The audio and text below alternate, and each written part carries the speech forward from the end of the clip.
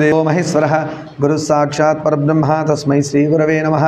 वक्रतुण्डं महाकायं सूर्यकोटिसमप्रभं निर्विघ्नं कुरु मे देव सर्वकार्येषु सर्वदा। शुक्लाम्बरधरं विष्णुं शशिवर्णं चतुर्भुजं प्रसन्नवदनं ध्यायेत् सर्वविघ्नोपशान्तये। ज्ञानानन्दमयं देवं निर्मलं स्फटिकाकृतिम् आधारं सर्वविद्यानां श्रीहयग्रीवम् उपास्महे। गुरवे सर्वलोकानां भिषजे भवरोगिणां निधये सर्वविद्यानां दक्षिणामूर्तये नमः। वागर्धाविव सम्पृक्तो वागर्धप्रतिपत्तये जगतपितरं वन्दे पार्वती परमेश्वरं। सदाशिवसमारम्भां शङ्कराचार्यमध्यमाम् अस्मदाचार्यपर्यन्तां वन्दे गुरुपरम्परां। श्रुतिस्मृतिपुराणानाम् आलयं करुणालयं नमामि भगवत्पादशङ्करं लोकशङ्करं। सर्वमङ्गलमाङ्गल्ये शिवे सर्वार्थसाधिके शरण्ये त्र्यम्बके देवी नारायणि नमोऽस्तुते। माणिक्यवीणामुपलालयन्तीं मदालसां मञ्जुलवाग्विलासां माहेन्द्रनीलां धृतिकोमलाङ्गीं मातङ्गकन्यां मनसा स्मरामि। चतुर्भुजे चन्द्रकलावतंसे कुचोन्नते कुङ्कुमरागशोणे पुण्ड्रेक्षुपाशाङ्कुशपुष्पबाणहस्ते नमस्ते नमस्ते नमस्ते जगदेकमातः।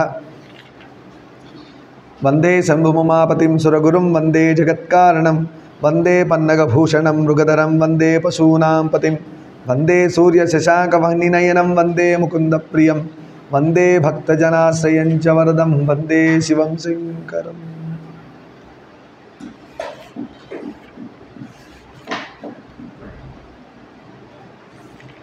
సభాదేవతాభ్యో నమః. సరే, ఇవాళ జనరల్ క్వశ్చనింగ్ మళ్ళీ ఒక్కసారి పెట్టుకుందాం. శంకరాచార్య వారు పుట్టిన ప్లేస్ నానా కేరళ కాలడి. స్వామివారి లైఫ్ స్పాన్ ఇనీషియల్గా ఎన్నేళ్ళు అనుకున్నారు సార్? ఎవరిని చూపిస్తే వాళ్ళు చెప్పండి. 8 years. ఏ ముని ద్వారా 24 ఏళ్ళు సంప్రాప్తించాయి? ఎవరు చెప్పారు? రుద్రాక్ష మునికి అగ్నిదేవుడు చెప్పాడు. సరే, గురువుగారి యొక్క గురువుగారి పేరు? శంకరాచార్య స్వామివారి గురువుగారి పేరు చూడకుండా చెప్పగలగాలి. సరేనా? వారి అమ్మగారు నాన్నగారి పేరు? ఆర్యాంబ. ఆర్యాంబ శివగురు. శివగురు రివైజ్ చేస్తూ ఉండండి. ఇవి కూడా మెయిన్ మా ఇంపార్టెంటే. శంకరాచార్య స్వామి సన్యాసం తీసుకునేది ఏ నదిలో? సంఘటన ఏం జరిగింది అక్కడ?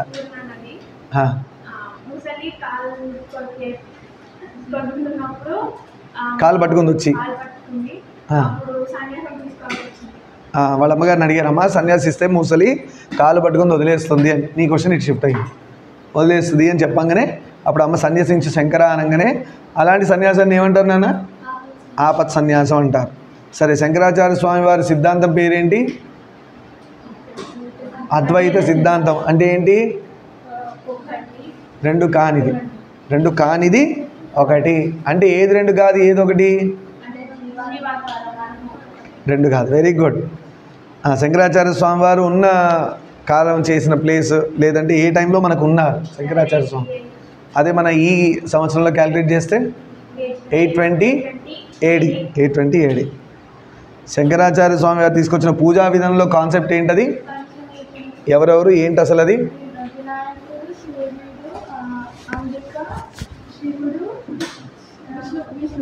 విష్ణు పంచాయతన పూజ. శంకరాచార్య స్వామి వారిని షణ్మతాచార్య స్వామి వారు అని ఎందుకన్నారు? అభివృద్ధి ఎందుకు వచ్చింది? 6 మతాలను శంకరాచార్య వారు తీసుకొచ్చారు. అవి ఏంటవి? శాక్తేయం, సౌరం, షణ్ముఖం. Very good. ఆ 6 దేవతల పూజలు షణ్మతాలుగా తీసుకొచ్చారు. శంకరాచార్య స్వామి వారు ఈస్ట్ సైడ్ ఉన్న పీఠం డీటెయిల్స్ చెప్పినా? గోవర్ధన పీఠం, హస్తమలకాచార్య స్వామి వారు గోవర్ధన పీఠం, ఒరిస్సా ఋగ్వేదం. ఒరిస్సా ఋగ్వేదం కరెక్ట్. నెక్స్ట్ నాన్న సౌత్కున్న పీఠం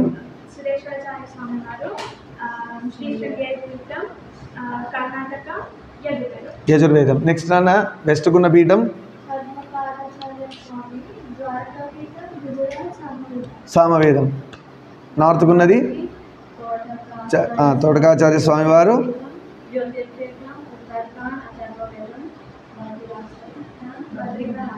బద్రీనాథ్. Right, good. ఇప్పుడున్న గురువు గారు ఎన్నో గురువు గారు నెంబర్ ఏంటి? వారి పేరేంటి? మహాస్వామి వారు. శ్రీ శ్రీ శ్రీ భారతీ తీర్థ మహాస్వామి వారు. నెక్స్ట్ ఫాలోవర్ ఎవరు నాన్న? స్వామివారు. Very nice. ఏకదండం ఇంపార్టెన్స్ గురించి చెప్తున్నానా? ఏకదండం చేతిలో ఉన్న కర్రని ఏకదండం అంటారు. బ్రహ్మము జీవాత్మ పరమాత్మ ఒక్కటే అని చెప్పడానికి. శృంగేరికి ఉన్న 2 పేర్లు ఏంటన్న? శృంగగిరి, శ్రీ ఋష్య శృంగగిరి. రైట్. శ్లోకాలు కొత్తగా ఏం నేర్చుకున్నారు?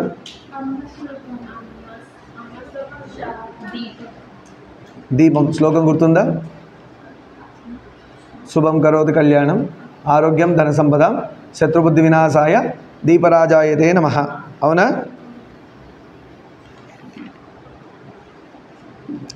సరే, సత్వగుణంలో క్వాలిటీ చెప్పినానా? నిర్మలంగా ఉండడం, ప్రశాంతంగా ఉండడం. ఎస్. సరియు ఇంకోటి చెప్పమా. సత్వగుణం శౌచం.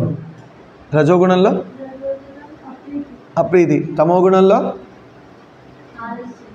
ఆలస్యం. సత్వగుణంలో ధర్మం పట్ల కూడా ప్రీతి. రజోగుణంలో నిద్ర. తమోగుణంలో లేజీనెస్. Very good. సత్వగుణంలో హ్యాపీనెస్. సత్వగుణం. ఎస్. రజోగుణంలో నెక్స్ట్ తమోగుణంలో నాస్తిక్యం. నెక్స్ట్ సత్వగుణం నైస్. సరే, గురువుగారు కూర్చున్న పీఠం పేరు ఏంటమ్మా? ఈ పీఠానికి ఏం పేరు? వ్యాసపీఠం. ఇంకోటి గురుపీఠం. ఇంకోటి శంకరపీఠం. వ్యాసపీఠం, గురుపీఠం, శంకరపీఠం. ఇక్కడ ఎవరు కూర్చున్నా కూడా వాడిని వ్యాసపీఠంలో కూర్చున్నారని అంటారు, గురువుగారని అనాలి. మీరు వచ్చి కూర్చొని జ్ఞానం చెప్పినా మేము అటు కూర్చున్నా గురువులే లెక్క ఇక్కడ ఉన్నవాళ్ళు. ఎవరు గురువు అంటే ఆదిశంకరాచార్య స్వామి వారి యొక్క అంశం వాళ్ళు ఉంటుంది అని నమ్ముతారు. అదే నిజం. నమ్మడం కాదు, నిజం అని చెప్పాలి. సరే, నిత్య ప్రార్థన శ్లోకాల్లో పొద్దున లేవంగానే చేసే పని ఏంటన్నా? శ్రీహరి శ్రీహరి శ్రీహరి అని 3 సార్లు అనుకొని లేస్తాం. తర్వాత ఏం చేస్తాను నాన్న?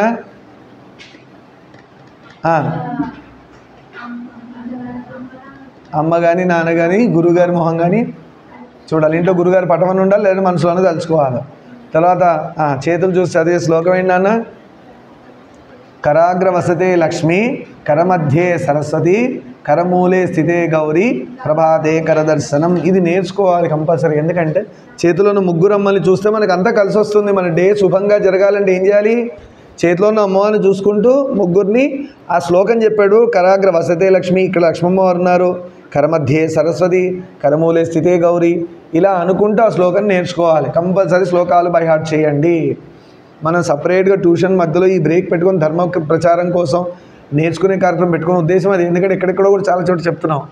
అలానే మన ఇన్స్టిట్యూట్లో కూడా ఇదొక ధర్మానికి ఇక్కడి నుంచి కూడా ఒకటి నడవాలి అని కదా ఇన్ని రోజుల నుంచి ప్రయత్నం. మనం పురాణాలు చెప్పుకున్న, శ్లోకాలు నేర్చుకున్న, పిల్లలు కానీ పెద్దవాళ్ళు కానీ. సో అది మీరు అందరూ కలిసి బాగా నేర్చుకుంటే సక్సెస్ అవుతుంది. సో శ్లోకాలు మ్యాండేటరీగా బై హార్ట్ చేయండి. డౌట్ ఉంటే అడగండి. తర్వాత ఏంటన్నా? ఎందుకది కాలు పెడుతున్నప్పుడు ఏ శ్లోకం? సముద్రవసనే దేవి తన మండలే క్షమస్వమే. వెరీ గుడ్ అమ్మా, నాకు వేరే దిక్కు లేదు, నేను పాదం పెడుతున్నాను అందుకని క్షమించు తల్లి అని చెప్పి మన కార్యక్రమం చేసుకుని భూమిని కాలుతో తొక్కిన పాపం రాదు. అందుకోసం నేర్చుకోవాలి. కష్టం వస్తేనేమో అమ్మ కష్టం అంటున్నారు, మరి చేయడానికి సొల్యూషన్ చెప్తే మరి నేర్చుకోవాలి కదా. ఈ శ్లోకం చెప్పి భూమి మీద ఎవరు కాలు పెడతారో వాళ్ళకి భూమిని నడిచిన అమ్మవారిని కాలుతో తొక్కిన పాపం రాదు. అందుకు చేయాలి. ఇవి రాని వాళ్ళు పాపం చేసినట్టే. నిర్మోహమాటంగా అలానే చెప్పాలి. అమ్మవారిని కాలుతో తన్నిన పాపం వస్తుంది. అందుకు నేర్చుకోవాలి. నెక్స్ట్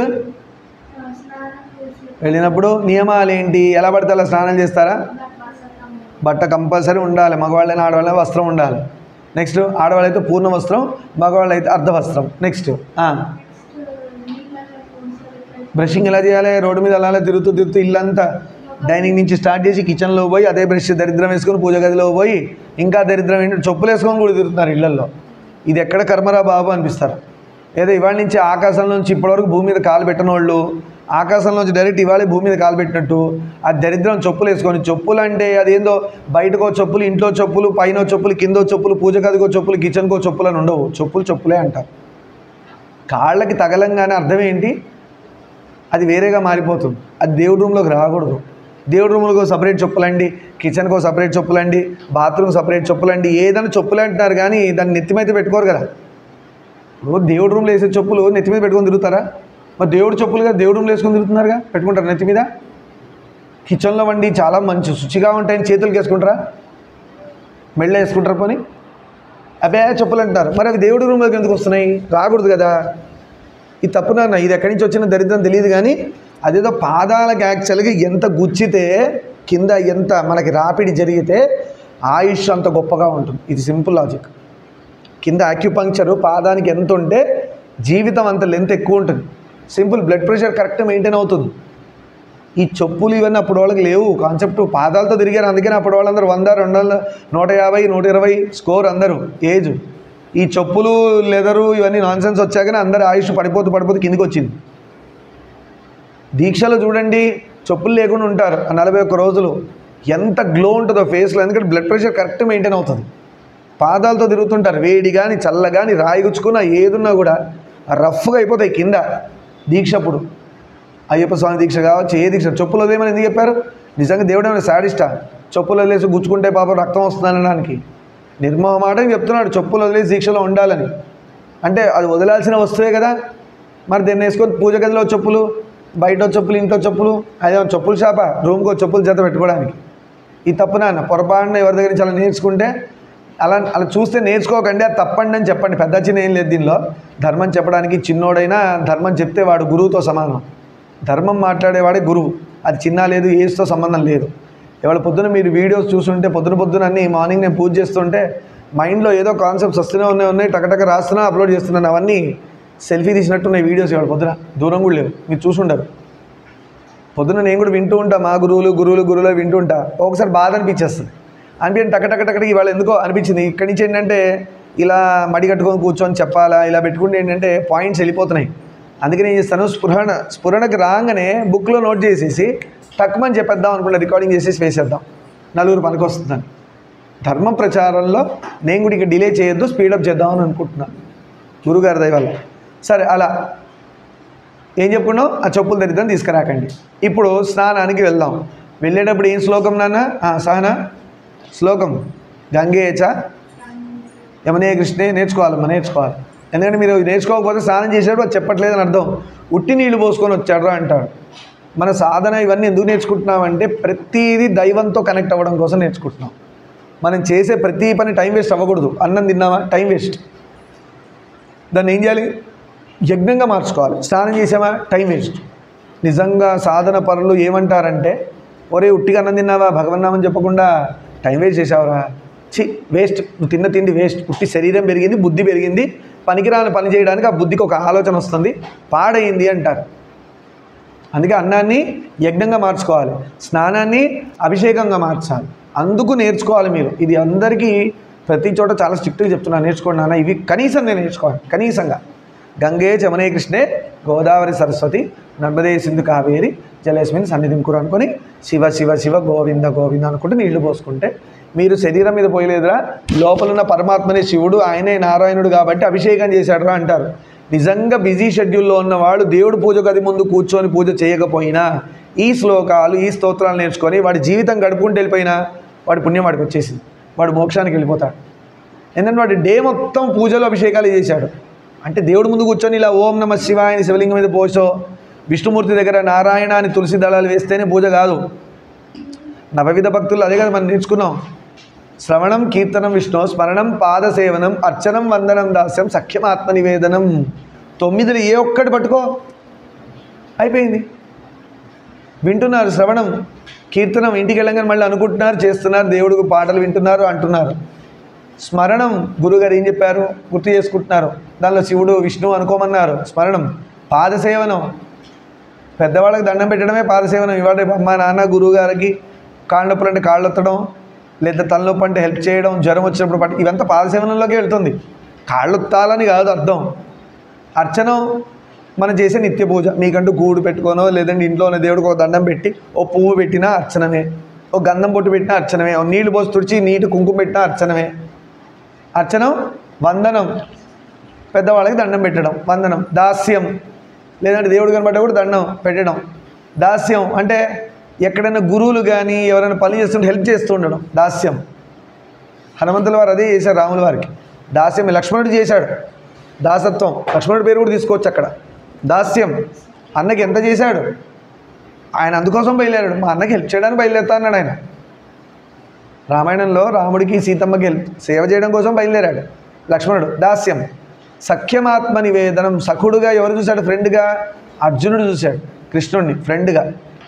నువ్వు నా సఖుడివి, భావ తర్వాత సంగతి, సఖుడివి నువ్వు నాకు డియరెస్ట్. సఖ అంటే ఫ్రెండ్ అని కాదు, డియరెస్ట్.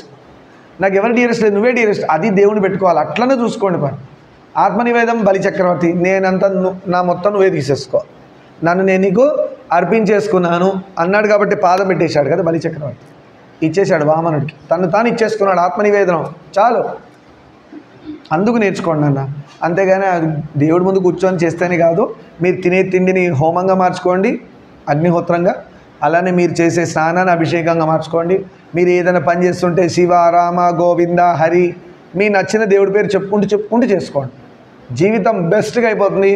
కష్టం మీ దగ్గరికి రాదు, అన్నీ సుఖాలే. మాట్లాడు. కష్టం మీ దగ్గర రాదు, అన్నీ సుఖాలే ఉంటాయి. కష్టం వచ్చి బాధపడడం ఎందుకు? ముందు చెప్పింది చేయకుండా కష్టం ఎత్తి మీద పడ్డాక ఏడవడం ఎందుకు?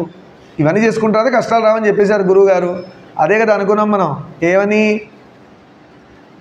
శాస్త్రస్య గురువాక్యస్య సత్యబుద్ధ్యావధారణ తా శ్రద్ధ కథిత సద్భిర్ యయా వస్తు ఉపలభ్యతే అనుకున్నాం. గురువు మాట మీద నమ్మకం, అదే గ్రోత్కి కారణం. మా గురుగారు చెప్పారు, ఇంకో గుడ్డిగా ఫాలో అవుతా. ఒరే ఇలా నడువురా, నా కళ్ళు లేవు, నేను నడుచుకుంటూ వెళ్ళిపోతా. గురుగారు అటు వెళ్ళమన్నారు కాబట్టి నేను వెళ్ళిపోతా. నా కళ్ళని వాడను. గురుగారు చెప్పారు నా బుద్ధిని వాడను. గురుగారు చెప్పారు నా చెవులు వాడను, నా ముక్కు ఏది వాడను. ఆయన ఏం చెప్తే అది చేసుకుంటూ పోవాలి, అంతే. అది నమ్మకం. ఆ నమ్మకం గురువు మీద, వాక్కు మీద, శాస్త్రము ఇవన్నీ ఒకటే. అలా చేసిన వాడికే దారి సుగమం, ఈజీగా అవుతుంది, చాలా ఈజీగా ఉంటుంది సాధన మార్గంలో. సరే, నెక్స్ట్ దాని తర్వాత ఏం చెప్పాము? అన్నం తినేటప్పుడు బొట్టు పెట్టుకోవడం. బొట్టులో త్రిపుండ్రాలు ధరించేటప్పుడు ఆ మూడు ఏమి సింబాలిక్గా రిప్రజెంట్ చేస్తాయి? మూడు త్రిపుండ్రాలు సత్వరజ తమో గుణాలను రిప్రజెంట్ చేస్తాయి. అదే ఇలా నామం, ఊర్ధ్వపుండ్ర నామం ఏమేమి చెప్తుంది? జీవాత్మని పరమాత్మని ఇలా తీసుకొచ్చి లయం చేయడం అని చెప్పడం. అర్థమైందా? ఇలా నామాలు పెడితే. సరే, ఇలా బొట్టు పెట్టారు, దీని ఏం సింబాలిక్ రిప్రజెంట్ చేస్తుంది? అది ఇంకా మనసు. ఓకే, అది ఆ బొట్టు పెడుతుంటే ఏ ధర్మం అది ఒకటి చెప్పుకున్నాం మనం. పునర్జన్మ సిద్ధాంతం. ఇక్కడ బొట్టు పెడితే జీవుడు మళ్ళీ వస్తాడు అని చెప్పడానికి సింబల్ ఇది. నేను ఆ ధర్మానికి చెందిన వాడిని అని. సనాతన ధర్మంలో మనం ఏమనుకుంటామంటే జీవుడు చనిపోయాక, అదే శరీరం పడిపోయాక జీవుడు మళ్ళీ వస్తాడు, పునర్జన్మ ఉంటుందని నమ్ముతాం మనం. అంటే అలా వచ్చే కదా ఇక్కడికి వచ్చాం మనం. ఇప్పుడు ఇంకా బాగా వస్తుంది నెక్స్ట్, ఎందుకంటే ఇలా విన్నామో లేదో పోయిన జన్మలో తెలియదు మనకి. ఈ జన్మలో గొప్ప అవకాశం వచ్చింది, చెప్పుకుంటున్నాం. నాకు కూడా గురుగారు ఇచ్చారు అవకాశం, పోయిన జన్మలో చేశాను లేదో మీకు చెప్పడం కోసమే నేను నేర్చుకోవాల్సి వస్తుంది. మా గురువుల దగ్గర నుంచి నేను కొంచెం ఇంకా అలర్ట్గా వింటున్నా, నోట్స్ రాసుకుంటున్నా అన్నీగో పెద్ద డైరీ ఈ దెబ్బకి. అర్థమైందా? సో పునర్జన్మ సిద్ధాంతం సనాతన ధర్మానికి చెందినది. సరే, కుంకుమ పెట్టేటప్పుడు ఏ శ్లోకం చెప్పుకోవాలి? సహన సర్వమంగళ మాంగళ్యే శివే సర్వార్థ సాధికే శరణ్యే త్రయంబకే దేవి నారాయణి నమోస్తుతే అనుకుంటూ పెట్టుకోవాలి. త్రిపుండ్రాలు ధరించేటప్పుడు ఈ శ్లోకం నానా? ఓం త్రయంబకం యజామహే సుగంధిం పుష్టివర్ధనం ఉర్వారుకమివ బంధనాన్ మృత్యోర్ముక్షీయమామృతాత్. అంత జాగ్రత్తగా ట్యూన్తో నేర్చుకోవాలి. అది ఉట్టి ఉన్నప్పుడు రాత్రి 10ంటికో 11 పడుకునే ముందు కళ్ళు మూసుకొని ధ్యానం చేసి ఆ వందే శంభుముమాపతిం సురగురుం వందే జగత్కారణం వందే పన్నగభూషణం మృగధరం వందే పశూనాం పతిం వందే సూర్య శశాంక వహ్నినయనం వందే ముకుంద ప్రియం వందే భక్తజనాశ్రయంచ వరదం వందే శివం శంకరం అని ఆయన గుర్తుపెట్టుకుంటూ ఓం త్రయంబకం యజామహే సుగంధిం పుష్టివర్ధనం ఉర్వారుకమివ బంధనాన్ మృత్యోర్ముక్షీయమామృతాత్. అలా చేయండి. ఆ వైబ్స్ చూడండి, టెస్ట్ చేయండి. స్పేస్లోంచి మనకు ఒక ఎనర్జీ మనలోకి వస్తూ ఉంటుంది. యాంటీనా ఉంది కదా, యాక్టివేట్ అవుతుంది, ఇది కనెక్ట్ అవుతుంది. మీరు నైట్ పడుకున్నప్పుడు ఒక 3 సార్లు, ఒక 5 సార్లు చేయండి. ఆ వైబ్స్ లోపల చూడండి. అంతెందుకు మీకు ఇప్పుడే చూపిస్తాను. ఓం అనే శబ్దం ఉంది, మీరు బయటికి అనకుండా లోపల రీసౌండ్ చేయండి. లోపల రీసౌండ్ చేయండి. ఓం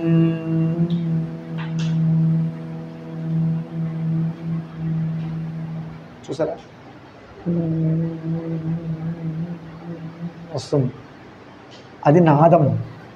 ఈ ఫ్రీక్వెన్సీ స్పేస్లో ఉన్న ఫ్రీక్వెన్సీస్తో మ్యాచ్ అవుతాయి. It is a call to God. దేవుడికి అదొక కాల్ వెళ్ళింది. మనం ఫోన్ చేస్తే రకరకాల రింగ్ టోన్స్ ఎలా వినబడుతున్నాయి, ఒక్కొక్క నెంబర్కి ఒక్కొక్కడు కూడా పెట్టుకుంటాడు కదా, అలా దేవుడికి వెళ్ళాల్సిన కాల్ నెంబర్ ఇది, ఒక ఫ్రీక్వెన్సీ. ఇది ఆయనకి కాంటాక్ట్ అవుతుంది. ఎవడరా పిలిచాడని అటువైపు దృష్టి సారిస్తాడు, అయిపోయింది, ఎనర్జీ ట్రాన్స్ఫర్ అయింది. అదే కదా తోటకాచార్య స్వామి వారికి అయింది, అదే సురేశ్వరాచార్య స్వామి వారికి అయింది. మనం అనుకున్నాం కదా, చెప్పుకున్నాం కదా స్టోరీస్. సురేశ్వరాచార్య స్వామి వారిది తోటకాష్టకం ఆయన ఒకటి, పద్మపాదాచార్య స్వామి వారిది చెప్పుకున్నావా లేదా? అలా సరే. నెక్స్ట్ భోజనం. భోజనంలో అన్నం కంచె కింద ఉండాలా, మనకంటే పైన ఉండాలా? మనకంటే. అది ట్రై చేస్తున్నారు ఇంట్లో, ఏదో బిజీ షెడ్యూల్ ఎక్కడ పడితే పెట్టేసి తినేస్తున్నారా? ఇలా అన్నా పెట్టుకోండి కనీసం. మన తిన్నాను కూడా చాలా ఈజీ నాన్న, పెట్టింది ధర్మం గొప్పగా పెట్టారు. ఓ అంగి దీని మీద పడేసుకొని ఆవకాయ పప్పులు సాంబార్లను ఒంటి మీద వేసుకోకుండా నీట్గా మనం ఈ హైట్లో ఉంటే చూసుకున్నాం ఫోన్ వస్తాయి. సరే, ఇక్కడ ఉంటే చూడండి ఎంత హాయిగా ఉందో, మనకి దగ్గరగా కూడా ఉంది, కనబడుతుంది, మంచిగా కనబడుతుంది. ఎంత ఇంట్రెస్ట్ ఉంటుందో ఇంత దగ్గరలో అన్నీ పెట్టుకొని తింటుంటే. అసలు నాకే చెప్తుంటే ఎంత బాగుందో, ఆకలిస్తుంది ఇంత దగ్గరలో చెప్తుంటే. ఎంత హాయిగా ఉంది. చిన్న చిన్న స్టూలు కొనుక్కోవాలా, కింద మంచి కార్పెట్ కొనుక్కోవాలి, వేసుకోవాలా. అన్నం తినడం కూడా అది ఎంతో భక్తిగా తినాలి, శ్రద్ధగా ప్రేమతో తినాలి. రమణ మహర్షి గారు తింటుంటే అంటే చూస్తుంటేనే ముచ్చటేస్తుందంట. నీట్గా లాగి మంచిగా తిని హాయిగా తినేసి ఒక్క మెతుకు లేకుండా నీట్గా ఉంచి, ఒకళ్ళు కుక్కలు గిక్కలు ఏమైనా వస్తే పక్కన తీసి ఒక ముద్ద దానికి వేసి తినేస్తారు. కింద పడితే అరుస్తారు. మనం తినే ఎలా ఉంటుందంటే, జిహెచ్ఎంసీ వెహికల్ చెత్తబండి పడేసుకుంటూ పోతుంది చూసారా, చెత్తబండి పొద్దున చెత్త పడేసుకుంటూ రోడ్డు మీద పడుతూ అక్కడ దాకా వెళ్తుంది. అలా ఉంటుంది కంచెం చుట్టూ, మనకి పెద్ద యుద్ధం జరిగినట్టు ఉంటుంది. అలా తినకూడదు. నచ్చనివన్నీ కూడా కంచెంలోనే ఒక సైడ్కి తినాలి, ఒక సైడ్కి పెట్టాలి. అన్నం తినడం ఆర్ట్. నచ్చని మిరపకాయ ఏవో ఉంటాయి, కరివేపాకు అంటే కొడతాను, అవన్నీ తినాల్సినవి. కరివేపాకు, కొత్తిమీర ఇలాంటి ఆకులు తినాలి, అందుకే వేస్తారు అవి. దానిలో మెడిసినల్ వాల్యూస్ ఉంటాయి, స్పైసెస్ ఇవన్నీ కూడా. ఆ మిరపకాయ అంటే సరే కారం ఎక్కువ అవుతుంది కొన్ని తిండి పక్కన పెడతారు నీట్గా. కంచెం బయట వేయొద్దు, ఎత్తే వాళ్ళకి ఎంత ఇబ్బంది.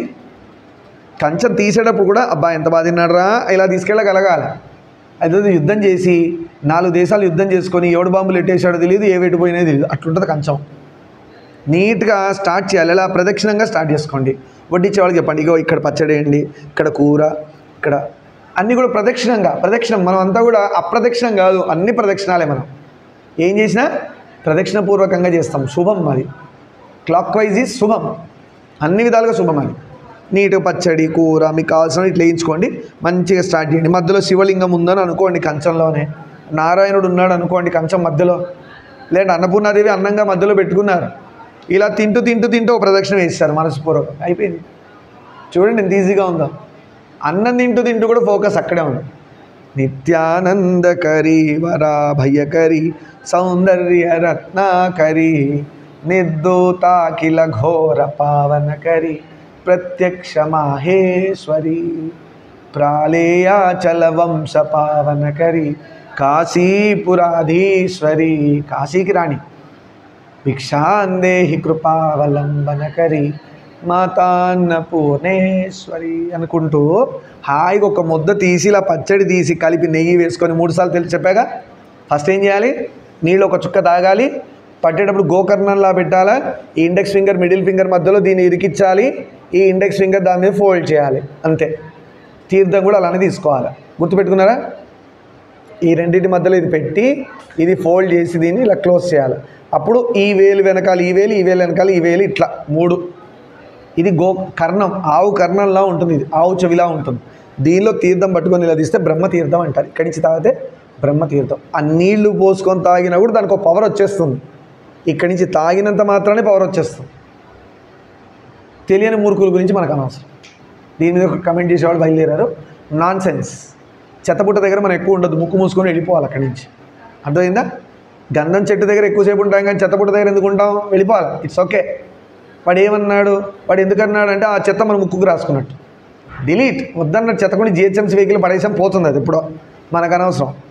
ఇలా తీసుకోవాలి తీర్థం. ఈ వేళ్ళు కూడా గుర్తుపెట్టుకోండి, ఇలా నీట్గా ఇలా చూసారు వెనకాల ఎట్లున్నాయో, అది రావాలి మెల్లగా. ఎంత చూడండి ముద్రలు, అసలు ఎవరికైనా ఉన్నాయా వేరే ధర్మాల వాళ్ళకి?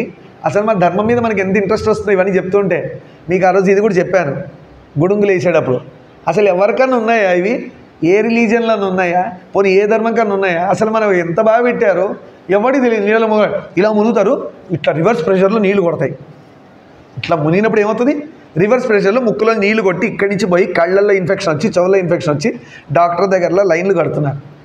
నీళ్ళలో మునిగామండి, గంగలో ఇన్ఫెక్షన్ వచ్చిందండి, గోదాట్లో మునిగాము ఇన్ఫెక్షన్ వచ్చిందండి, జ్వరం వచ్చిందండి మా వాడికి.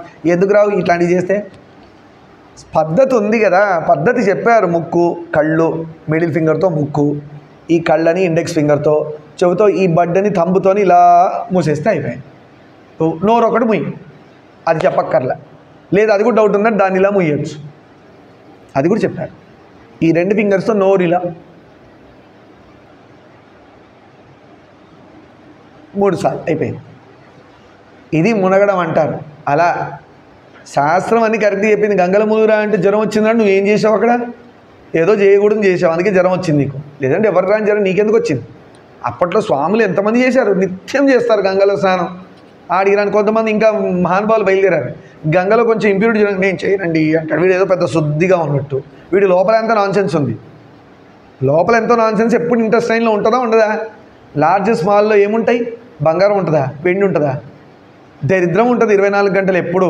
అదృష్టం దేవుడు మన మీద దయతలిచి ఆ గబ్బు నోట్లోంచి కొట్టనీయలే, కింద నుంచి కొట్టించేశాడు. ఎంత గ్రేటెస్ట్ ఉపకారం చేశాడు ఒక్కసారి గుర్తు చేసుకోండి. దేవుడు ఇంటెస్టైన్లో ఉన్న గబ్బు ఆ గలీజ్ అంతా కింద నుంచి కొట్టమన్నాడు, కానీ ఇదంతా పెద్ద పైపే. అవునా? గొట్టంలో ఎక్కడైనా అగరబత్తి వెలిగిస్తే అక్కడికి వస్తుంది, ఇక్కడ కూడా స్మెల్ వస్తుంది. కానీ ఈ గొట్టంలో కింద నుంచే స్మెల్, కానీ పైనుంచి రావట్లేదు. నోట్లోంచి ముక్కులోంచి ఏమైనా స్మెల్ రివర్స్ వస్తుందా? అసలు ఏమీ కదా. మనకి ఎంత పెద్ద ఫేవర్ చేశాడు. ఈ ఒక్క రీజన్ కోసం ఆయనకు దండం పెట్టాలి పాపం. స్వామి నా షిట్టే నాకు పడదు స్మెల్, దేవుడి దయ వల్ల కింద నుంచి పెట్టేవా స్మెల్ అంతా. గాలి కూడా, నేను అనేది గాలి గురించే. ఆ గాలి నిజంగా ఆ షిట్టుకున్న గాలి అంతా ఎట్లన్నా పైకి వస్తుంది కదా, తేలిక అనేది పైకి రావాలా. రూల్ ప్రకారం అయితే పైకి రావాలి అసలు. మరి అట్లా పైకి రాకుండా కింద నుంచి వెళ్ళిపోతున్న గాలి ఎవడేస్తేనే ముక్కు మూసుకుంటున్నాం, వాడేస్తే ముక్కు మోయకలే. మన దరిద్రం కూడా అదే. మరి ఇవన్నీ ఎందుకు ఆలోచించట్లే? ఎంత గొప్ప సృష్టి చూడండి, సరేనా? అలా గంగలో చూసి ఏదో ఇంప్యూరిటీస్ అనకండి. మన లోపల పెద్ద ఇంప్యూరిటీ బుద్ధిలో ఉంది ఫస్ట్. అలా బుద్ధిలో మలినం ఉన్నవాడికి గంగాదేవి ఇంప్యూర్గా కనబడుతుంది, గోదావరి కూడా ఇంప్యూర్గా కనబడుతుంది. బుద్ధి మలినం అది. ఆ మలినం తీసుకోవాలి. తీసుకుంటే ఒకసారి మేము ఎందుకు బాసర వెళ్ళాం, మేము 4:30, 3ంటికి, మాకు తెలియదు, చీకటిగా ఉంది. బుడాబుడా మునిగేసాం, వెళ్ళాము. ఈ అమ్మాయిదో ఆ అమ్మాయిదో అక్కడ పెద్దదానికి చేయడానికి వెళ్ళినప్పుడు మునిగేసాం. తర్వాత చూస్తే బామ్మో ఎట్లుంది తెలుసా. కానీ మేమేమి అనుకోలేదు, అమ్మ దీనిలో చేసాము నువ్వు కాపాడతావులే అనుకున్నాం. దారుణంగా ఉంది. అసలు ఎక్కడ సాలిడ్ ఉందో ఎక్కడ లిక్విడ్ తెలియదు మాకు. అంత దాన్ని మునిగేసి వచ్చాం పొద్దున్న 4:30కి. మేము చూసుకోలే, గుడికి వెళ్ళిపోయాము. నదీమ తల్లి చూసుకుంటుంది, అంతేగాని మనం ఏదో పెద్ద డాక్టర్ మనం, లేదంటే ప్యూర్ ఫామ్లో ఉన్నట్టు, మన ప్రతి నిమిషం శౌచం ఉన్నట్టు ఇట్లా తయారయ్యారు కొంతమంది. నదుల్లో మునగమంటే కూడా వంకలు, ఏదో వంకలు పెడుతుంటారు. తప్పు నాన్న. నది దగ్గరికి వెళ్ళినప్పుడు జాగ్రత్త వినండి. నది దగ్గరికి వెళ్ళినప్పుడు నదిని దూషించడం అంటారు. అలా ఇంప్యూర్గా ఉంది నేను చెయ్యను అనొద్దు. వాడు నదిలో మునిగినా మునగకపోయినా ఏదో చర్మ వ్యాధి వాడికి వస్తుంది ఖచ్చితంగా. ఈ పాపం వల్ల వాడికి ఏదో చర్మ వ్యాధి వచ్చి తీరుతుంది. ఏ పాపం వల్ల? ఆ నదిని దూషించినందుకు. దానికి అది ఎక్కడి నుంచి వచ్చింది? నిజంగా నది అలానే ఉందా? మనం కదా చెత్త అంతా వేసింది. అందుకనే ధర్మం ఏం చెప్పింది? నడుస్తుందమ్మా. ధర్మం ఏం చెప్పింది? నదిలో బ్రషింగ్లు చేయొద్దు, సబ్బులు పట్టుకపోవద్దు, బట్టలు ఉతకద్దని చెప్పింది. బుద్ధి లేని మనమే కదా దాన్ని అటు చేసాము. తప్పు కదా. మనం చేసి మనం దాన్ని అంటున్నాం ఇంకా పోయి. అందుకే కోవిడ్ లాంటివి వస్తున్నాయి. మనిషిని తీసి ఇంట్లోనో ఎక్కడో జైల్లో పడేయలేక ఇంట్లో ఎవరింట్లో వాళ్ళు తాళాలు వేసుకొని చచ్చేటట్టుగా మంచిగా అలానే ఉండాలి. బుద్ధి వచ్చేవరకు ఇలాంటివి వస్తూ ఉంటే మనిషికి బుద్ధి వస్తుంది. గురువులు చెప్తే వినట్లా, ఆ వాడేంది చెప్పేదని ఇంకోటి కొత్త కొత్త గురువులు బయలుదేరారు. విష్ణువు వేడంటాడు, శివుడు వేరంటాడు, రకరకాల దండాలు వాళ్ళందరికీ. మనం పిల్లాడికి ఇట్లా త్రిపుండాలు పెట్టుకోవద్దంటే నాకు బీపీ దాని మీద రేజ్ అయిపోయింది. త్రిపుండాలు పెట్టుకోవద్దు, నామం పెట్టుకోవాలన్నారు. ఎందుకు పోవాలి అట్లాంటి దానికి?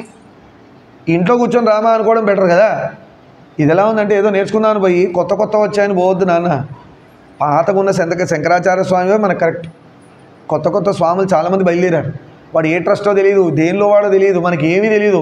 నామాలు పెట్టుకోవడం, ఆరెంజ్ బట్ట వేసుకోవడం, చిక్క పెట్టుకోవడం, మాలలు వేసుకోవడం, లోపల వచ్చేయడం. యూట్యూబ్ ఒకటి ఉంది కదా ఏడ్చింది, దానిలో అంతా వాగేయడం, అది మనం నోట్ చేసుకొని ఫాలో అయిపోవడం, పాడైపోవడం, మాయలో పడవడం, కొట్టుకోపోవడం. మళ్ళీ ఎప్పుడు వస్తుందో ఈ జన్మ? ఉన్న జన్మ మనిషిది దిక్కుమాలమని నేర్చుకొని పాడైతున్నాం. మాయలో పడిపోయి. అందుకని కన్ఫ్యూజ్ అవ్వద్దని ఇలా ఇప్పుడు మొన్న శృంగేరి పోయినప్పుడు గురుగారు అన్నప్పుడే బయటికి వచ్చా. ఇన్ని రోజులు ఇంట్లో చెప్పుకున్నా, బయటికి రావద్దు అనుకున్నా. ఎందుకంటే ఈ మీడియా నాన్సెన్స్ ఇదంతా వద్దు నాకు, బయట అసలు చెప్పొద్దు, నా పిల్లల వరకు నాకు ఇంట్లో వరకు చేసుకుందాం అనుకున్నా. గురుగారు ఆర్డర్ చేశారు బయటకు రావాలన్నారు. ఏమో ఎందుకు రమ్మన్నారు. స్టార్ట్ అయింది యజ్ఞం, ధర్మయజ్ఞం స్టార్ట్ అయింది. ఇప్పుడు అన్నీ మాట్లాడాల్సి వస్తుంది, తప్పదు. ఎందుకంటే ఆ పిల్లాడు అక్కడ పోయి వాళ్ళ పేరెంట్స్ చెప్తే నేను బాధపడిపోయా. అదేంటమ్మా శివుడు త్రిపుండ్రాలు తీయమని అనేది ఏంది?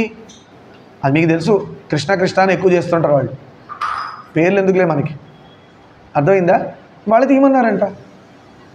అదే అనంత పద్మనాభ స్వామి తిరువనంతపురంలో ఇలా పెట్టుకొని చెయ్యి, నేను ధ్యానమూర్తిగా ఉన్నా కూడా శివుడు నా మనసులో ఉంటాడని చెప్పడానికే శివుడి మీద చెయ్యి ఉంటుంది ఇలా అర్చనంగా.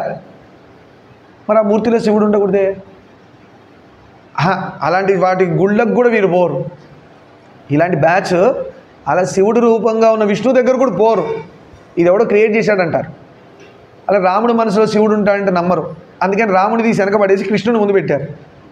రాముడికి శివుడు ఇష్టం కదా, శివుడికి రాముడు ఇష్టం కదా. అమ్మ వాళ్ళిద్దరు ఒకటి జోడి ఉంది. పొరపాటు రాముని మనం యాక్సెప్ట్ చేస్తే శివుడిని యాక్సెప్ట్ చేయాల్సి వస్తుందేమో. ఎవడో నాలంటి వాడు అడుగుతాడు కదా రామేశ్వరం అని. అందుకేం చేస్తారు, హరే కృష్ణ కృష్ణ కృష్ణ హరే హరే, హరే రామ రామ రామ హరే హరే మంత్రాన్ని కూడా మార్చిపడేశారు. వీళ్ళందరికీ జన్మలు ఉంటాయి ఖచ్చితంగా. ఎందుకుంటాయి? శివద్వేషులు కాబట్టి. పొద్దునే గురుగారు చెప్తున్నారు, రాముడికి శివుడికి గనక భేదం చూస్తే వాడు నరకం గ్యారంటీ. యమలోకంలో ఒక రూమ్ ఉందంటే సపరేట్గా ఇట్లాంటి బ్యాచ్లందరికీ. వాళ్ళు ఎంత పెద్ద గురువులు కావచ్చు, ఎన్ని దండాలన్నా పట్టుకోవచ్చు, 3 పట్టుకోవచ్చు, 4 పట్టుకోవచ్చు, 10 పట్టుకోవచ్చు, 12 పట్టుకోవచ్చు. ఏకదండం ముందు ఏది నిలబడదు. శంకరాచార్య స్వామి వారి ముందు అందరూ ఓడిపోయిన వాళ్ళే. ఇప్పుడు ఏమైందంటే మనం దాన్ని ఇప్పుడు మనం అందరం అందుకే డిస్కస్ చేసుకుంటున్నాం. పీఠాలు 4, మిగతా వాటన్నిటికీ దండం. 4 పీఠాలు. మనకైతే ధర్మం అదే చెప్పింది, 4 పీఠాలే. 4 పీఠాల దగ్గర పోవాలి, నేర్చుకొని రావాలి. నువ్వు ఉత్తరాన ఉంటే ఏ పీఠానికి పోవాలి? జ్యోతిర్పీఠానికి పోవాలి. దక్షిణాన ఉంటే ద్వారకపీఠం పో. ఈస్ట్కు ఉంటే గోవర్ధన పీఠం పో. సౌత్కు ఉంటే శృంగేరి పీఠం పో. ఇంతే. దీని మీద పెద్ద మళ్ళీ రీసెర్చ్ చేయక్కర్లే. అదేంటి ఇదేంటి ఇందాక చెప్పా కదా. అట్లాంటి వాటి జోలికి పోకూడదు, వాడికి ఒక దండం. ఇది ఎలా ఉంటుందంటే ఇది జిహెచ్ఎంసీ వెహికలేనా అని చెప్పి ముక్కు దానిలో పెట్టి వచ్చినట్టు ఉంటుంది. అది పోవడానికి మనసులోంచి చాలా టైం పడుతుంది. ముక్కు వదిలేసింది గబ్బు, కానీ మనసులో ఆ గబ్బు అనేది ఒకటి రిజిస్టర్ అయ్యి ఉంటుంది కదా, అది అంటించుకోవద్దు అంటున్నా.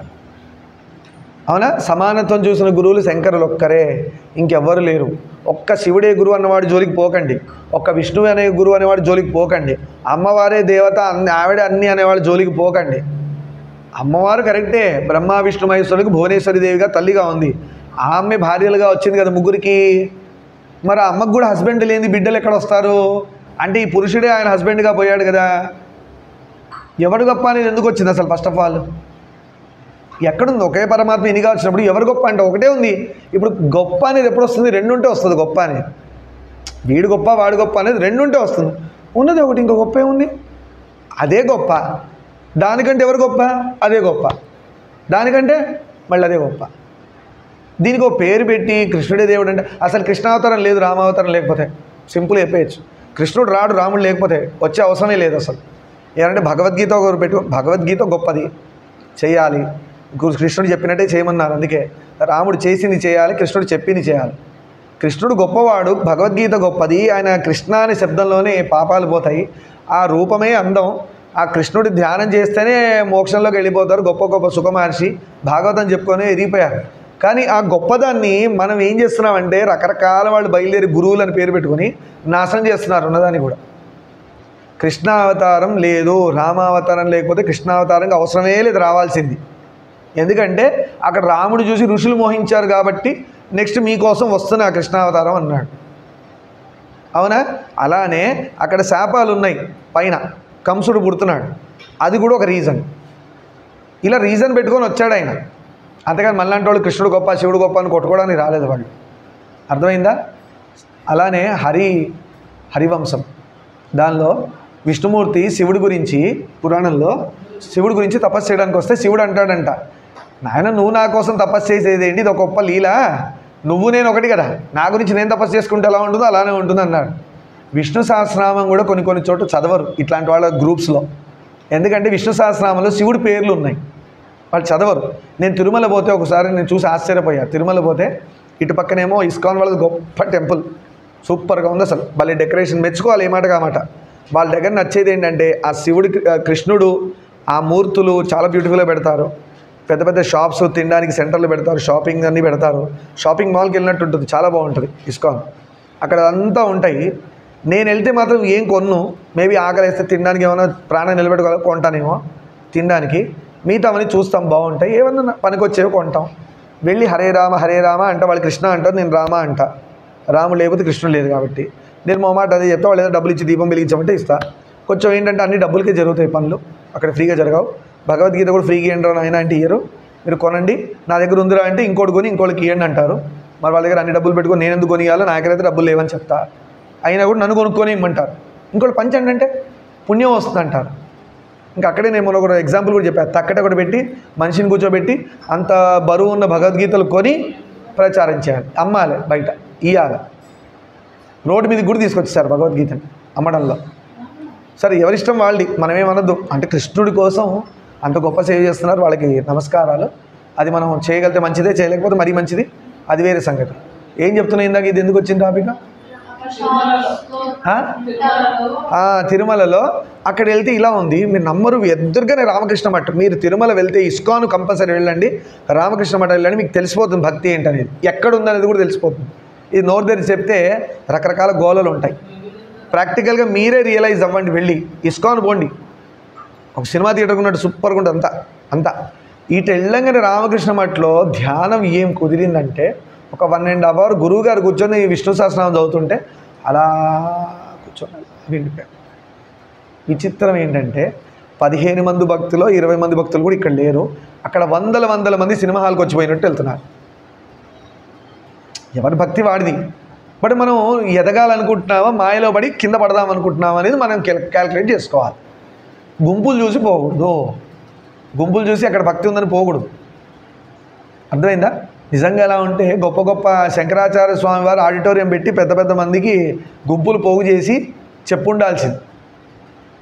షిరిడి సాయి చేయలే, శంకరాచార్య వారు చేయలే, రాఘవేంద్ర స్వామి చేయలే, రమణ మహర్షి గారు చేయలే, వాళ్ళు చేయలేరు. కానీ గ్యాదరింగ్ అనేది ఎక్కడ లేదు, ఏ గురువు యాక్సెప్ట్ చేయడు. దత్తాత్రేయ స్వామి చేయలే, ఏ గురు పరంపరలో మాస్ కలెక్షన్ లేదు గొప్పగా. అర్థమైందా? సరే డివోటీస్ ఉంటారు, ఫాలోవర్స్ ఉంటారు, అది వేరే సంగతి. ఉంటే మంచిదే, 100 మందికి రీచ్ అవుతుంది, లక్షల మందికి రీచ్ అవుతుంది గురువు హక్కు అంటే చాలా అదృష్టం. ఇదంతా ఎందుకు చెప్తున్నాం అంటే, మనం భ్రమలో పడిపోతున్నాం. కొత్త కాన్సెప్ట్ వచ్చిందా వెళ్ళిపోదాం, భోజనాలు ఫ్రీయా వెళ్ళిపోదాం. ఇదేంటి ఇంట్లో అన్నం వండుకోరా, ఫ్రీ అంటే పోవడమేనా? మనకి ఇక్కడ వచ్చే డిఫికల్టీ ఏంటంటే, వాడు వండిన అన్నంలో కూడా వాడి యొక్క కాన్సెప్ట్ ఫిక్స్ అయి ఉంది. ఆ తిన్న అన్నంలో 6వ వంతు మనసు అవుతుంది. నీ బుద్ధి పాడైపోయి, నీ బుద్ధికి అలాంటి ఆలోచనలు వస్తాయి. అర్థమైందా? ఇప్పుడు వాడుకున్న కాన్సెప్ట్ అంతా అన్నంలో ఉంది, నువ్వు అది తింటున్నావు. గురువులు తినరు, అందుకే ఎక్కడ పడితే అక్కడ తినరు. మన ఇంటి దగ్గర రాగానే గురుగారు తినండి అంటే ఆ రోజు ఆయన తెలిసిపోతుంది అక్కడ ఏమైందనేది. ముట్టను కూడా ముట్టరు నీళ్లు, ఎందుకంటే మనసులోకి వెళ్తాయి ఆలోచనలు. భూమి మీద పెట్టండి అంటారు, దీని మళ్ళీ అశౌచం ఏదేదో మాట్లాడారు. అంతా నెగిటివ్ వైబ్స్, పాజిటివ్ వైబ్స్, అదంతా శాస్త్రం. అది కరెంట్ ఉంది, వైరు చేతికిస్తే ముట్టుకోండి అంటే ముట్టుకుంటారా? ముట్టుకోరు కదా ఎవరు. మనం ముట్టుకుంటామా? అలా చేయకూడదు. సరే, ఇంకా నెక్స్ట్ గంగే చమనే కృష్ణ అయిపోయింది. నెక్స్ట్ అన్నప్రసాదం తినేటప్పుడు అలా చేయాలి. నెక్స్ట్ ఏంటి నాన్న? అన్నప్రసాదం అయ్యాక పంచోపచార పూజ, అది చెప్పాను. మీకంటే ఒక షెల్ఫ్లో మీకంటే దేవుని పెట్టుకొని పూజలు చేయండి, పంచోపచార పూజలు చేయండి. గంధం, పుష్పం, ధూపం, దీపం, నైవేద్యం, కర్పూర నీరాజన ఇస్తే మంచిది. ఒక చిన్న కర్పూరం అలా నలిపి స్వామివారి పక్కన వేస్తే కొంచెం ఫ్రాగ్రెన్స్ ఉంటుంది, దోమలీగలు రావు. అది ఆరా కూడా మంచిదే, పాజిటివ్ ఆరా. అది కర్పూరం చిన్న నలిపి అట్లా వేసేసేయండి. ఇంకా పూజ అయిపోయింది కదా, దీపం శ్లోకం చెప్పేసా. సరే, ఇది డైలీ షెడ్యూల్. అది సపరేట్ టాపిక్ మాట్లాడదాం. సరే, దీపం గురించి మనం నిత్యం మన షెడ్యూల్ ఎలా ఉండాలి? ఇలా ఉండాలి ధర్మంగా. అంటే ఇలా అన్నాన్ని హోమంగా, యజ్ఞంగా మార్చుకోవడం, స్నానాన్ని అభిషేకంగా మార్చుకోవడం.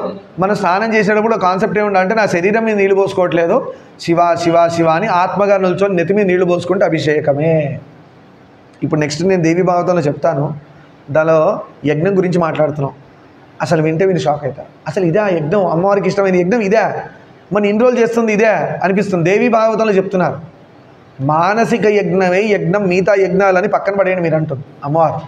అంటే వదిలేయమని కాదు, కర్మకాండ జరగాలి, కర్మ సిద్ధాంతం నడవాలి, లేదంటే అసలు ఏం తెలియదు మనకి. యాపిల్ ఎలా ఉంటుందో చూడండి, కళ్ళు మూసుకొని యాపిల్ ఊహించరా అంటే ఎక్కడ ఊహిస్తాడు? అంటే కర్మ సిద్ధాంతం నడవాలి, దాని నుంచి పండి జ్ఞాన సిద్ధాంతం పోవాలి. ఇదేనా కొత్త కొత్త వాళ్ళు పద్ధతులు వచ్చినాయి. ఇప్పుడు అది కూడా చెప్పా పొద్దున, అది వీడియోలోనే అదే బాధపడింది ఏంటంటే, బ్యాచులర్స్ పెళ్లి చేసుకొని అంటున్నారు. ఇదేం దరిద్రం? మనకు ఆశ్రమ ధర్మాలు ఎంత క్లియర్గా ఉన్నాయి. బ్రహ్మచర్యం, గృహస్థం, వానప్రస్థం, సన్యాసం. బ్రహ్మచర్యం తల్లిదండ్రులు తోడుంటారు, హాయిగా భోజనం పెడతారు, గురువుగారి దగ్గర ఉంటాడు, తింటాడు, మంచి విద్య అభ్యసిస్తాడు. గృహస్థం దగ్గరికి వచ్చేసరికి తల్లిదండ్రులు ఉంటారో లేదో తెలియదు, గురువు ఆల్రెడీ విద్య చెప్పేసి ఉంటాడు, ఆయన పనిలో ఆయన వెళ్ళిపోతాడు, మనతో పాటు ఉంటాడు కదా గురువు. అందుకని నీ జీవితంలో ఒక తోడు ఉండాలని గృహస్థాశ్రమం భార్యనో భర్తనో పెడతారు. ఇదో దిక్కుమాల స్టైల్ ఏంటి, నేను పెళ్లి చేసుకుని అంటే నువ్వు ఒకదాన్ని ఎలా ఉంటావు? ఆడ కానీ మగ కానీ, అవునా? వేరే వాడు భార్య భర్తలు తిరుగుతున్నాను అనుకో, వీడు రకరకాల లేనిపోని బుద్ధులు ఆలోచనలు వస్తాయి.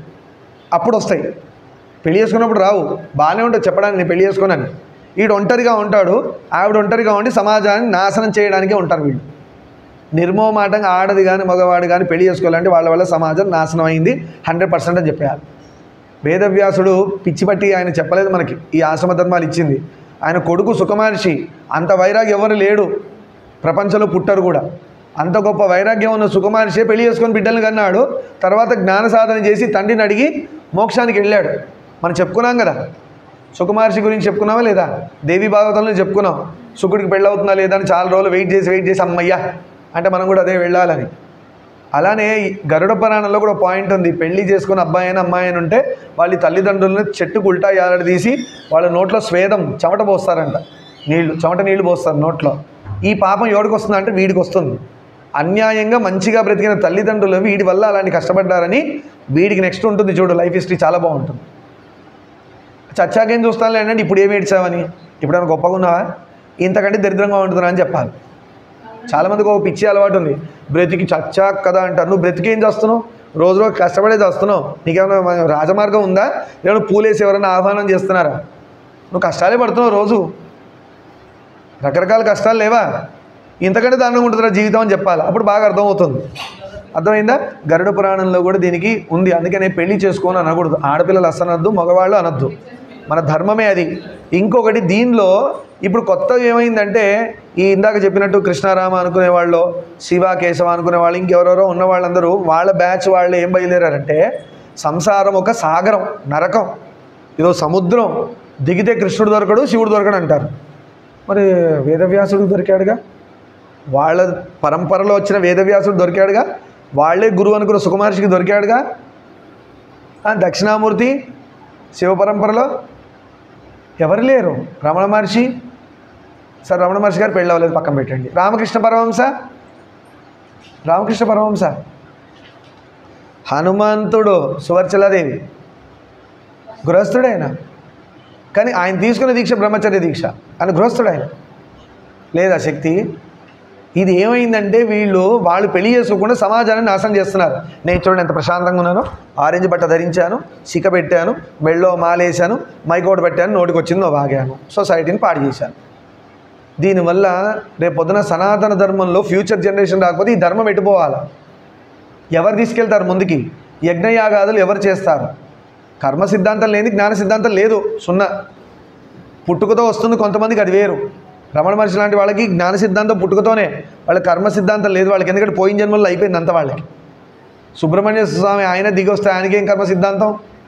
మనలాంటి వాళ్ళకి జీవులకి ఎన్నో జన్మల నుంచి వస్తున్నారు కాబట్టి మరి యజ్ఞాలు చేయాలి, అభిషేకాలు చేయాలి, నవవిధ భక్తులు చేయాలి, ఏది వీలైతే అది చేయాలి, గురువుని సేవ చేయాలి, తల్లిదండ్రుల సేవ చేయాలి. ఇదంతా జంపు చేసి నేనేదో ఆరెంజ్ బట్ట అసలు నువ్వు ఎందుకు కట్టుకున్నావా అని అడగాలి. అసలు ఫస్ట్ నువ్వు సన్యాసివా? ఏది దండం? ఏది సన్యాసాశ్రమంలో నువ్వు ఏ సన్యాసం? ఏకదండమా, ద్విదండమా, త్రిదండా? నువ్వు దేనికి చదువుతావు? 4గా దేనికి? చేతిలో ఏం కర్ర ఉండదు, ఒక ఫ్యాషన్. ఆరెంజ్ చేయగానే మరి రెడీ. మూర్ఖులు గొర్రెలన్నీ బయలుదేరుతాయి ఇట్లా దండం పెట్టడానికి ఆరెంజ్ కనపడంగానే. ఎందుకు దండం పెట్టాలి అసలు ఆరెంజ్ బట్టలు వేస్తే? అది కూడా ఎలా? ఏకవస్త్రం. సన్యాసాశ్రమంలో చించి 4 ముక్కలు 10 ముక్కలు కట్టుకోకూడదు, ఏకవస్త్రమే చుడతారు మొత్తం. పైన ఒక ఆరెంజ్ షర్టు, కింద ఆరెంజ్ ప్యాంటో దోతో తెలియదు. అది కూడా ఏంటి? గొట్టం చుట్టినట్టు చుడతారు. పోయింది అక్కడే. పంచకట్టు అన్నారు. గోచి పోసి 5 మడతలు పెట్టి దోపి ఇలా తీసుకొని మళ్ళీ 5 మడతలు పెట్టి పంచకట్టు వేసి కట్టాలి. అంటే అర్థం ఏంటి? మన ఇంద్రియాలు ఉన్నాయి కదా, వాటిని మేము కంట్రోల్లో పెట్టుకొని మనసుని కంట్రోల్లో పెట్టుకొని సాధన చేస్తా అని చెప్పడం కోసమే పంచకట్టు. యాక్చువల్ పంచకట్టు వచ్చింది ఎందుకంటే మేము ఆ మార్గంలో ఉన్నాము అని చెప్పడానికి. ఆయన ఇంకోటి అలా పంచకట్ట కట్టకుండా గొట్టం వేసుకుని కట్టుకుంటే వీడు బట్టలు లేకుండా పూజ చేశాడు రా అని అర్థం. ఇప్పుడు ఈ గురువులందరూ ఏం చేస్తున్నారు? మైక్ ముందు బట్టలు లేకుండా వచ్చి మాట్లాడినట్టే. తప్ప కాదా? రాంగ్ అది. అలా చేయకూడదు. షర్ట్ వేసుకొని ఆరెంజ్ ప్యాంట్ వేసుకొని ఏమనంటే ఆరెంజ్ కనుక మన సన్యాసాన్ని ఫీల్ అయిపోతాం. దండం ఉండాలి చేతిలో, శిఖం ఉంటుంది, లేదంటే ఆ సన్యాసాశ్రమ ఏదైతే రూల్స్ ఉన్నాయో అవన్నీ ఉంటాయి. ఏకవస్త్రం చుట్టుకుంటారు.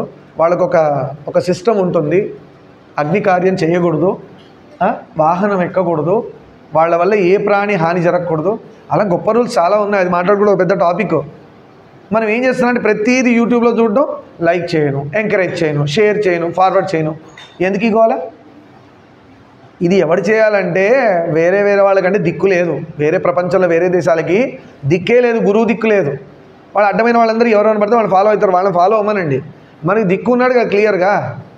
820 788 కామన్ ఎరా అని చెప్పుకొని గురువు గారి గురించి మాట్లాడుకుని ఎవరైనా శ్రీ శంకరాచార్య స్వామి వారే గొప్ప నిధి మనకి ఉండి మూర్ఖులాగా అడ్డుపోతున్నాం.